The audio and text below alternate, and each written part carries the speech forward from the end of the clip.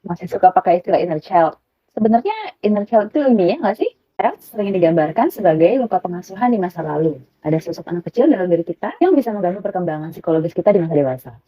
Ternyata inner child itu hanya sebuah metafora atau perumpamaan. Konsep inner child dikenalkan oleh Young, kemudian ditulis dalam bukunya seorang art terapis bernama Lucia Capacchione, dan kemudian dipopulerkan oleh John Bradshaw. CPMH atau Center for Public Mental Health UGM akhirnya membuat penelitian nih, apakah betul inner child itu adalah sebuah konsep atau teori yang ilmiah dalam sudut pandang psikologi, menggunakan meta-analisis sistematik literatur review. Hasilnya, di Scopus hanya ada 11 artikel dengan kata kunci inner child and mental health. Dan tidak ada satupun dari jurnal yang menggunakan metode penelitian randomized control trial. Kebanyakan kualitatif dan semua penulis mengasumsikan bahwa inner child itu memang ada. Tidak ada yang bisa membuktikan atau tidak ada bukti ilmiah yang menunjukkan bahwa ada anak kecil yang terpenjara dalam diri kita atau inner child itu betul-betul ada. Ada sebuah tulisan yang berjudul Neuroscience, Help Scientists, ternyata hanya sebuah blog. Asumsi penulis bahwa ada satu bagian dalam amigdala tidak bertumbuh. Nah, padahal menurut jurnal ilmiah yang metode penelitiannya bisa dipertanggungjawabkan, dari usia 3 bulan hingga usia 5 tahun, memang amigdala itu sudah berkembang matang, berfungsi karena amigdala adalah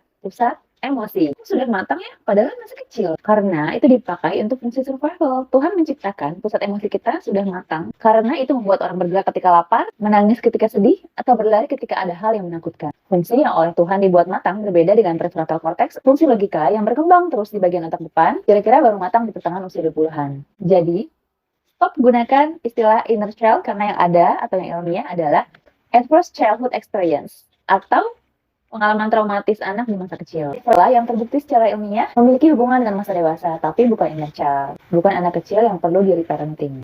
Tapi dari pengalaman traumatis di masa kecil ini ada dua berita bahagianya. Yang pertama, tidak otomatis seseorang yang punya pengalaman traumatis di masa kecil akan memiliki kesehatan mental yang buruk di masa depan. Ada proses tumbuh di mana seseorang itu bisa tumbuh menjadi orang dewasa yang baik, bahagia, dan memiliki kesehatan mental yang baik. Menurut studi di UK, kira-kira setengah penduduk Inggris itu mengalami peristiwa traumatis di masa kecil, atau kondisi tidak menyenangkan di masa kecil. Bahkan 2 atau 3 atau 4 macam jenis peristiwa traumatis sekaligus. Tapi, berita baiknya adalah yang jadi mental illness gak sebanyak itu. Depresi kira-kira 6% dari populasi. Psikosis 1% dari populasi. Ada sebagian besar orang yang tidak otomatis menjadi masalah di masa dewasa. Ada studi kasus nih teman-teman. Anak yang ketika kecil dibesarkan oleh ayah dengan kecanduan alkohol, hidup dengan kekerasan, contohnya Profesor Jeffrey Lang dari Kansas University, hidupnya sangat terrible. Setiap malam dia ketakutan disiksa ayahnya, hingga dia tumbuh menjadi seseorang yang ateis atau tidak percaya agama. Tapi dia bisa berubah, berkembang, dan menemukan purpose of life atau tujuan hidupnya. Studi kasus yang kedua adalah Dufresne,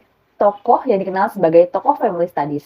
Saat ini menceritakan bahwa Nikki Dufresne, istrinya, tumbuh dengan penuh kekerasan karena ayahnya adalah pecandu alkohol. Tapi dia bisa tumbuh menjadi seseorang yang sangat menyenangkan. Sekarang mereka jadi pejuang family strength atau ketahanan keluarga, membuat buku sampai edisi ke-11, banyak mensupport menulis perjalanan hidup mereka, dan selalu mengatakan bahwa manusia itu bisa berkembang. Jadi prinsip dasarnya adalah everything that can be learned can be unlearned. Segala sesuatu yang bisa dipelajari juga bisa dihapus atau dipelajari ulang. Karena manusia punya kapabilitas untuk berubah dari mempelajari A, oh ternyata A itu keliru, lalu mempelajari B. Manusia memiliki kapabilitas untuk belajar dan mengendalikan dirinya. Kita akan bahas tentang adverse childhood experience atau pengalaman traumatis di masa kecil kaitannya sama pengasuhan di part berikutnya. Jangan lupa follow supaya nggak ketinggalan ya.